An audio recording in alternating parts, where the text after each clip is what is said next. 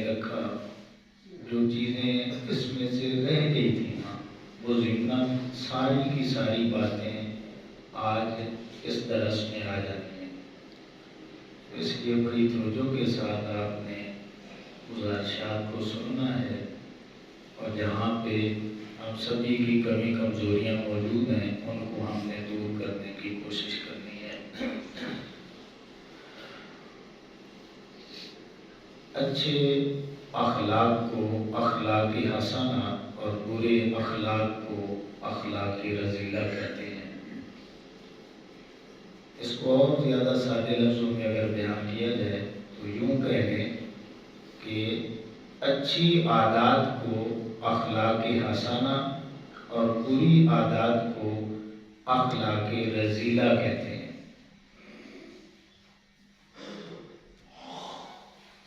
اور اس کا جامع جو مفہوم ہے وہ بھی سن لیں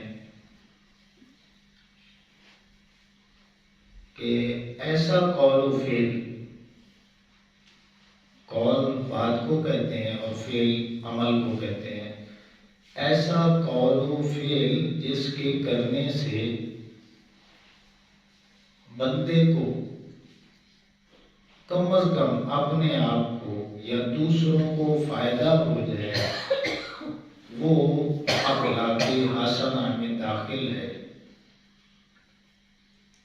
ہر قول و فعل جو انسان سے سرزد ہوتا ہے اس کا نقصان کم از کم اپنے آپ کو یا دوسروں کو ہو جائے تو اس کو شریعت کی زبان میں اخلاق رذیلہ کہتے ہیں۔ یعنی جو بھی بندہ بات کرتا ہے یا عمل کرتا ہے، یا تو اس کا اپنے آپ کو فائدہ ہوگا یا دوسروں کو فائدہ ہوگا، یہی بات ہے۔ اگر اپنے آپ کو فائدہ ہو جائے یا دوسروں کو ہو جائے تو وہ اخلاق حسنہ میں آ جائے گا۔ اور ہر بات جو آپ منہ سے نکالتے ہیں یا عمل کر کے دکھاتے ہیں، اس کا کم از کم آپ کو اپنا نقصان ہوگا یا دوسروں کا نقصان ہوگا۔ اگر یہ صورتحال بن جائے تو یہ اخلاق رذیلہ میں داخل ہے۔ اب بالکل اور زیادہ سادے لفظوں میں اگر کہیں تو یوں کہہ سکتے ہیں کہ چھوٹی سے چھوٹی نیکی بھی وہ اخلاق حسنہ کا حصہ ہے، اور چھوٹے سے چھوٹا گناہ جو ہے وہ اخلاق رذیلہ میں داخل ہے۔ اخلاق حسنہ پہ ہماری بڑی ڈیٹیل کے ساتھ بات پیچھے ہو چکی ہے۔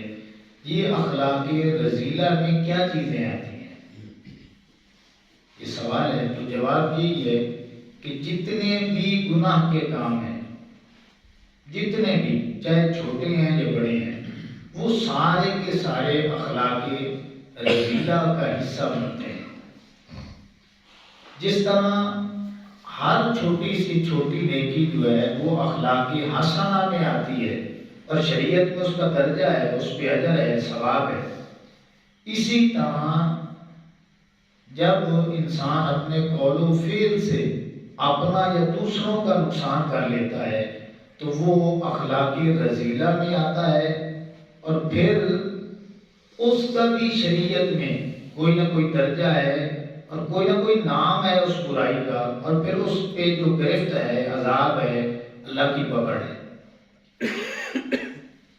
اب اس میں سر فہرست کیا ہے، یہ ذہن میں رکھنا ہے۔ سر فہرست لمبی فہرست ہے، میں نے صرف فہرست کا نام لینا ہے۔ دو چار جو باتیں ہیں جو بنیادی ہیں، ان کی بھی جڑ ہیں، ان کو صرف بیان کرنا ہے۔ فہرست کیا ہے؟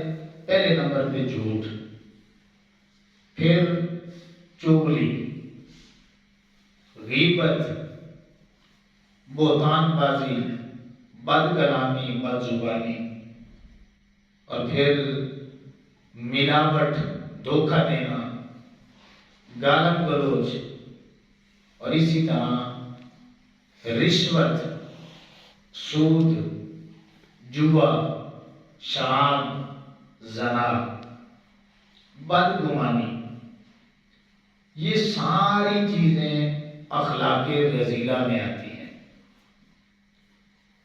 اب جھوٹ بظاہر چھوٹی سی بات ہے، لیکن اللہ رب العزت نے قرآن مجید میں جھوٹے لوگوں پر اپنی لعنت بھیجی ہے، لعنت اللہ علی الکاذبین۔ آقا کریم علیہ السلام سے پوچھا جاتا ہے کہ یا رسول اللہ صلی اللہ علیہ وسلم بتلائیے، مومن جو ہے وہ کنجوس ہو سکتا ہے؟ حضور نے فرمایا ہاں ہو سکتا ہے۔ پھر پوچھا مومن بزدل ہو سکتا ہے؟ آقا کریم علیہ السلام نے فرمایا بزدل بھی ہو سکتا ہے، یعنی کنجوس بھی ہو سکتا ہے، بزدل بھی ہو سکتا ہے۔ اسی صحابی نے پھر پوچھا یا رسول اللہ صلی اللہ علیہ وسلم کیا مومن جھوٹا ہو سکتا ہے؟ آقا علیہ السلام نے فرمایا لا، نہیں، مومن کنجوس ہو سکتا ہے، بزدل ہو سکتا ہے، یہ کبھی نہیں ہو سکتا کہ وہ جھوٹا بن جائے، جھوٹا ہو جائے۔ جھوٹ پہ اس نے اپنی ایمان کی عمارت کھڑی کی ہوئی۔ اندازہ لگائیں، یعنی مومن اور جھوٹ کا ربط ہی نہیں ہے کوئی۔ اس کی وجہ آپ سنیں، وجہ یہ ہے کہ مومن بنتا ہی اس وقت تک نہیں ہے جب تک کہ وہ سچائی پہ کھڑا نہ ہو جائے۔ وہ کیسے کہ مومن نے اللہ کو مانا ہے تو اللہ رب العزت کی ذات جو ہے وہ سچ ہے۔ مومن نے فرشتوں کا اقرار کیا ہے تو فرشتوں کا وجود سچ ہے۔ مومن نے نبیوں کا اقرار کیا ہے تو نبیوں کی زبان حق اور سچ ہے۔ مومن نے قرآن کا اقرار کیا ہے تو قرآن اللہ کا کلام ہے، سچ ہے۔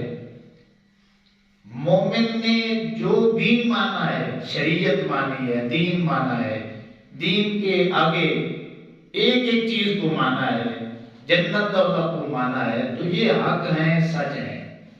تو مومن جب مانتا ہے اور بنیادی عقیدہ رکھتا ہے تو ہر چیز کی اس میں صداقت موجود ہے۔ تو یہ کیسے ہو سکتا ہے کہ جب اس کی ہر چیز میں صداقت ہے تو یہ جھوٹ پھر کدھر سے آ گیا؟ اس لیے آقا کریم علیہ السلام نے فرمایا نہیں، جب اللہ سچا ہے، فرشتے سچے ہیں، نبی سچے ہیں، آسمانی کتابیں سچی ہیں، قرآن سچا ہے، دین اسلام سچا ہے، تو پھر ماننے والا بھی سچا ہے، ماننے والا بھی سچا ہوگا، جھوٹا نہیں ہوگا۔ اللہ اکبر۔ اسی لیے حضور نے فرمایا صدق ینجی والکذب یہلک، کہ سچائی میں نجات ہے، جھوٹ میں ہلاکت ہے۔ اللہ اکبر۔ آگے چغلی کیا ہے کہ ایک بات کو ادھر سے سنا، دوسری جگہ پہ بڑھا چڑھا کے بیان کر دیا۔ آج افسوس کی بات یہ ہے کہ ایک تو ہے نا ہم اپنے دنیاوی حوالے سے اس طرح کا معاملہ کریں، آج دینی حوالے سے اس طرح کے پروپیگنڈے کیے جاتے ہیں۔ ایک بات سنی ہے، ہم نے شریعت کو نا خوہ کا ڈڈو بنا دیا۔ ناراض نہ ہونا، ڈڈو خوہ میں رہ کے وہ سمجھتا ہے شاید یہی پانی ہے، اس سے آگے کوئی دنیا ہی نہیں ہے۔ ہم اکثریت جو ہے اللہ ماشاءاللہ وہ سمجھتے ہیں کتنا کچھ میں نے دین سمجھا ہے نا بس وہی ہے، اس کے علاوہ دین کوئی نام کی شے نہیں ہے۔ اس کے علاوہ کوئی اسے بات بتا دے، وہ قرآن میں ہو، حدیثوں میں ہو، تو صرف اب اس کا دائرہ کا چھوٹا ہے، اسے کا علم وسیع نہیں ہے، تو وہ کہتا ہے میں نہیں مانتا۔ پتہ چل جائے یہ آقا کریم علیہ السلام کا فرمان ہے، پتہ چل جائے یہ واقعہ قرآن کی آیت ہے، پھر بھی کہتا ہے میں نہیں مانتا۔ وجہ کیا ہے؟ وجہ یہی ہے کہ میں نے نہ پڑھی ہے نہ سنی ہے، جتنا کوئی تو نے پڑھا بس وہی دین اسلام ہے اور کوئی نہیں۔ حالانکہ دین اسلام یہ نہ خوہ ہے، نہ نہر ہے، نہ دریا ہے، یہ ذہن میں رکھتے ہیں۔ کم از کم دنیا میں اگر مثال دی جانی مناسب ہے تو دین اسلام کی، قرآن کی، شریعت کی مثال دینی ہے، کم از کم بنتی وہ بھی نہیں ہے سمجھانے کے لیے، وہ سمندر کے ساتھ ہے۔ سمندر کا کوئی کنارہ نہیں ہوتا، انتہائی گہرائی ہوتی ہے، تو اس وجہ سے قرآن کی اور پھر دین اسلام کی مثال سمندر کے ساتھ بنتی ہے کہ انلمیٹڈ ہے۔ اسی لیے سمندر میں موتی بنتے ہیں، دریا میں، نہروں میں، خوہ میں کبھی موتی نہیں نکلتے۔ تو جس قرآن کی مثال، شریعت کی مثال کم از کم سمندر کے برابر ہے، اور سمندر سے موتی نکل رہے ہیں، تو ہمارا ابھی تک تو ہم دریا تک بھی نہیں پہنچے تو ہم فیصلے کر لیتے ہیں۔ تو اس لیے سمندر میں غوطے کھائیں، آپ کو موتی ملیں گے ادھر سے۔ تو ہم کیا کہتے ہیں، ادھر سے بات سنی، ادھر لگائی، ادھر کی ادھر لگائی، چلتی چلتی پھر وہ جو ہے نا ساتھ ملتی گئی اور ہر چیز جو ہے نا وہ بگڑتی چلی گئی۔ خدا نہ دین کے حوالے سے ہم بڑے محتاط ہو جائیں، دین کو بدنام نہ کریں۔ چغلی اتنا برا عمل ہے، اتنا برا عمل ہے کہ یہ سمجھ لیں آگ لگائی جاتی ہے۔ تو دین اسلام کا ماننے والا وہ اپنے ہی دین کو آگ لگا رہا ہے، اور اس کی سزا حدیثوں میں موجود ہے۔ نبی کریم علیہ السلام اپنے صحابہ کرام کے ساتھ جا رہے ہوتے ہیں تو آگے دو قبریں آ جاتی ہیں، آقا علیہ السلام کی سواری بدک جاتی ہے۔ صحابہ کرام پوچھتے ہیں یا رسول اللہ صلی اللہ علیہ وسلم یہ کیا ماجرا ہے، کوئی سواری تو نہیں پریشان کر رہی؟ تو آقا علیہ السلام نے فرمایا نہیں، سامنے دو قبریں ہیں اور ان قبروں میں عذاب ہو رہا ہے۔ آقا علیہ السلام سے پوچھا جاتا ہے کس وجہ سے؟ تو آقا علیہ السلام فرماتے ہیں کہ ایک پیشاب کی چھینٹوں سے نہیں بچتا تھا، دوسرا چغل خور تھا، یہ آپس میں لڑائی کروایا کرتا تھا، ادھر کی بات ادھر لگاتا، ادھر کی ادھر لگاتا، آگ لگاتا تھا۔ اللہ کو یہ عمل بڑا ہی ناپسندیدہ ہے۔ جب سے یہ قبر میں گیا ہے اللہ نے اس پہ عذاب مسلط کر دیا۔ اندازہ لگائیں کتنا بڑا جرم ہے یہ۔ ہم اپنے بھائی کی ادھر کی بات کریں گے تو یہ جرم ہے، تو اگر دین کی بات کو آگے ادھر ادھر بگاڑ کے پیش کریں گے تو پھر کیا ہوگا؟ جب بھی کوئی آپ بات سنیں دین کی، جس سے سنی ہے پہلے اس سے وضاحت طلب کر لیں، معاملہ کلیئر کر لیں، پھر نہیں سمجھ آئی تو مطلب اس سے حوالہ لے لیں، بات ساری مکمل ہو، آپ سمجھ نہیں سکے یا وہ سمجھا نہیں سکا تو تحقیق کے پیچھے لگ جائیں، یہ نہیں کہ آپ دین اسلام کو مذاق بنائیں۔ تو یہاں پہ ہم سبھی کو محتاط ہونا پڑے گا۔ آگے غیبت، غیبت کیا چیز ہے یہ سن لیں، بڑی تعریف میں آپ کے سامنے رکھنے لگا ہوں۔ غیبت کہتے ہیں کسی کے پیٹھ کے پیچھے اس کے اندر وہ عیب بیان کرنا جو واقعی اس کے اندر موجود ہے، ٹھیک ہے نا؟ جو عیب موجود ہے نا اس کو اس کی پیٹھ کے پیچھے بیان کیا ہے تو یہ غیبت ہے۔ یعنی واقعی ہے تو آپ نے بیان کر دیا تو یہ غیبت ہوگی۔ اس کا قرآن مجید میں اللہ نے فرمایا کہ مردہ بھائی کا، آپ کا مردہ بھائی ہونا پڑا ہوا ہو تو اللہ نے فرمایا کہ یار جو غیبت کرنے والے نا آپ اپنے مردہ بھائی کا گوشت اتار کے کھا لیں۔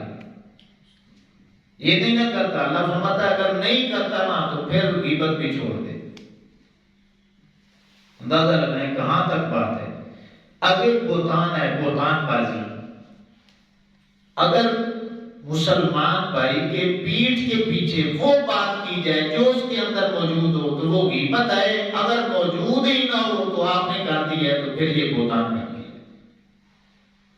یعنی ہے ہی نہیں، وہ خامی نہیں ہے، کمزوری نہیں ہے، تجھے دیکھنے میں سمجھنے میں غلطی لگی ہے اور تو نے اس کو آگے بڑھا چڑھا کے بیان کر دیا ہے تو اب وہ بہتان بن گیا۔ اور بہتان یہ بہت بڑا جرم ہے۔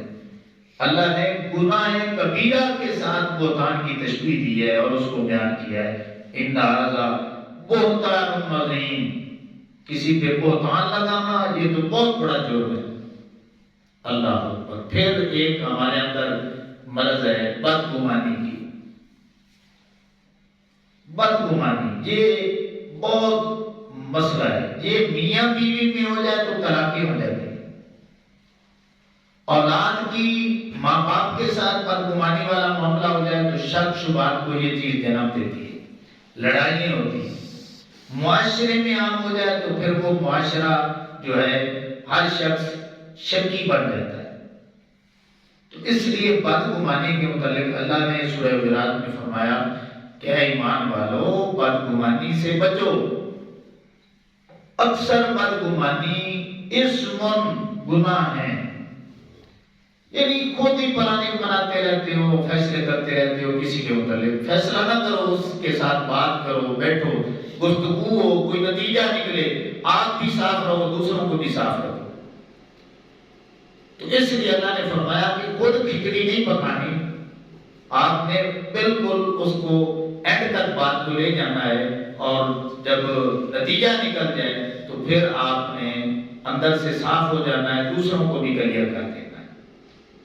پھر گالب گلوچ ہے، یہ ہمارے معاشرے میں، گھروں میں، اداروں میں یہ تو کلچر بن چکا ہے۔ گالی کو کوئی گناہ ہی نہیں سمجھتا، حدیثیں بڑی بڑی ہیں، آقا اسلام نے فرمایا مسلمان کو قتل کرنا کفر ہے، گالی دینا یہ بہت بڑا گناہ ہے، گالی دینا گناہ کا کام ہے، تو اس سے بچیں۔ یہ بد کلامی، بد زبانی میں بھی گالب گلوچ آ جاتی ہے۔ اور پھر آپ رشوت، آقا اسلام نے فرمایا وہ میری امت کا فرد ہی نہیں ہے جو رشوت لیتا دیتا ہے، اور پھر اس کا ٹھکانہ جو ہے وہ جہنم ہے۔ سود، قرآن پڑھ کے دیکھ لیں، پورے کا پورا رکوع سود کی حرمت میں موجود ہے۔ اللہ نے فرمایا کہ جو سود لیتے دیتے ہیں نا، ان کا میرے ساتھ، میرا ان کے ساتھ اعلان جنگ ہے، آئیں کوئی سے مقابلہ کریں۔ اللہ اور اس کے رسول کے ساتھ اعلان جنگ ہے سود جو کھاتا ہے، لیتا دیتا ہے۔ اسی طرح زنا ہے، سورہ نور میں اللہ نے فرمایا کہ جب بندہ زنا کرتا ہے تو حدیثوں میں بھی موجود ہے کہ اس وقت اس کا ایمان نہیں ہوتا، زنا کے وقت اس کا ایمان نکل کے، حدیثوں میں آتا ہے اس کے سر کے اوپر کھڑا ہو جاتا ہے۔ اگر توبہ نہیں کرتا تو پھر وہ ایمان چلا جاتا ہے اس کا، جب تک کہ توبہ نہ کر لے اس وقت تک اس گناہ کی معافی نہیں ہوگی۔ شراب ہے، اللہ نے واضح حکم نازل کیا کہ اب یہ حرام ہے، اس کو کوئی بھی جو ہے نا پی نہیں سکتا، خرید نہیں سکتا، سیل نہیں کر سکتا، اس کے جتنے بھی لین دین کا کاروبار ہے سب حرام ہے، صرف شراب حرام نہیں ہے، یہ کاروبار ہی حرام ہے۔ اللہ اکبر۔ اسی طرح ملاوٹ ہے، یہ بھی دھوکہ دینا ہے۔ ملاوٹ آئے یا دودھ دیکھ لیں، دودھ میں ملاوٹ ہے۔ جانور ہے نا، جانور، آپ نے کبھی نہیں سنا ہوگا کہ کسی گائے نے، بھینس نے اپنے پیٹ میں پانی ڈالا، کہ پانی ہوتا ہے جانور کے پیٹ میں، پانی بھی ہے، اس کے اندر خون بھی ہے، دودھ بھی ہے، پیشاب بھی ہے، لیکن کبھی آپ نے نہیں دیکھا ہوگا کہ جانور نے جو ہے وہ دودھ میں پانی ملا دیا۔ وہ جانور ہو کے پانی نہیں ملاتا، خون نہیں ملاتا، پیشاب نہیں ملاتا، اور ہم انسان ہو کے کیا کرتے ہیں کہ اسی دودھ میں جو رب نے تو خالص بنایا تھا لیکن ہم اس میں پانی ڈال دیتے ہیں، اور دھوکہ کس کو دیتے ہیں؟ مسلمان بھائیوں کو۔ یہ جتنی بھی دھوکے کی قسمیں ہیں نا، جو بندہ دھوکہ کر رہا ہے نا، کاروبار کر رہا ہے، اگر ایک وہ کر رہا ہے نا تو دوسرا کام دوسرا کر رہا ہے، تیسرا کر رہا ہے۔ اب وہ سمجھتا ہے کہ میں تو خالص چیز استعمال کروں گا، چلو دوسروں کو دھوکہ دے دو۔ اب کیا ہوتا ہے، وہ چیز تو وہ خالص لے لیتا ہے، ٹھیک ہے نا، دودھ اس کو خالص مل گیا، لیکن دوسری جو چیز دوسرا بھائی بنا رہا ہے، دھوکہ دے رہا ہے، ملاوٹ کر رہا ہے، اس سے کس طرح وہ دھوکے سے بچے گا؟ تو اس طرح ہم سارے مل کے جو ملاوٹ والی چیزیں استعمال کر رہے ہیں، تو ایک دوسرے کو دھوکے دے کے سارے کھا رہے ہیں، تو پکڑے جائیں گے۔ آقا اسلام نے فرمایا کہ جو میری امت میں سے میرا کلمہ پڑھ کے دھوکہ دیتا ہے وہ میری امت کا بندہ ہی نہیں ہے، فرد ہی نہیں ہے، میں اس کا نبی نہیں ہوں، فلیس منا، وہ میری امت کا فرد ہی نہیں ہے۔ تو اس لیے امام الانبیاء صلی اللہ علیہ وسلم کے علماء، یہ وہ برائیاں ہیں جو عمومی طور پہ ہمارے معاشرے میں بڑھتی چلی جا رہی ہیں، اور پھر ادھر نہ کوئی توجہ دلانے کے لیے تیار ہے اور نہ ہم سبھی اپنا محاسبہ کرنے کے لیے تیار ہیں۔ اگر ہم کوشش کرنا شروع کر دینا تو انشاءاللہ کافی حد تک رکاوٹ بن سکتے ہیں۔ تو اس لیے امام الانبیاء صلی اللہ علیہ وسلم کے علماء ضرور کوشش کریں، جہاں پہ جس بھائی کے اندر کبھی کمزوری موجود ہے ہم اس کمزوری کو دور کرنے کی کوشش کریں، اس لیے کہ ہم نے کلمہ پڑھا ہے آقا کریم علیہ السلام کا، بالکل قبر کے دہانے پہ ہم کھڑے ہیں، آنکھ بند ہونے کی دیر ہے، تو پھر اس وقت ہم نے سارے گناہوں کا اقرار کرنا ہے۔ قرآن میں آتا ہے، جو میں نے آیت کریمہ پڑھی، وَمَن يَعْمَلْ مِثْقَالَ ذَرَّةٍ شَرًّا يَرَهُ، اس سے پہلے والی آیت میں اللہ فرمایا اگر رائی کے برابر آپ نے نیکی کی وہ بھی دیکھ لو گے، اگر رائی کے برابر جو ہے نا وہ برائی کی ہے نا وہ بھی آگے تیار پڑی ہے، وہ بھی تمہیں دیکھ لے، رائی کے دانے کے برابر اللہ نے فرمایا۔ تو اگر چھوٹا گناہ ہم سمجھ کے نا بھیا ملاوٹ ہے کوئی گل نہیں، پانی ہے نا، اور اپنے دل کو مطمئن کر کے آج یہ میں کہتے ہیں نا یہ تھوڑا سا نا یہ اگار ہے تو یہ میں ڈال رہا ہوں، اس پہ بھی پکڑے جائیں۔ تو اس لیے امام الانبیاء صلی اللہ علیہ وسلم کے علماء جہاں پہ ہماری کمی کمزوریاں ہوں ان کو دور کریں، اور اخلاق حسنہ کا جو نمونہ آقا علیہ السلام نے پیش کیا اس پر چلنے کی جو ہے نا کوشش کریں۔ اللہ اپنے عمل کی توفیق عطا فرمائے۔ الصلوۃ والسلام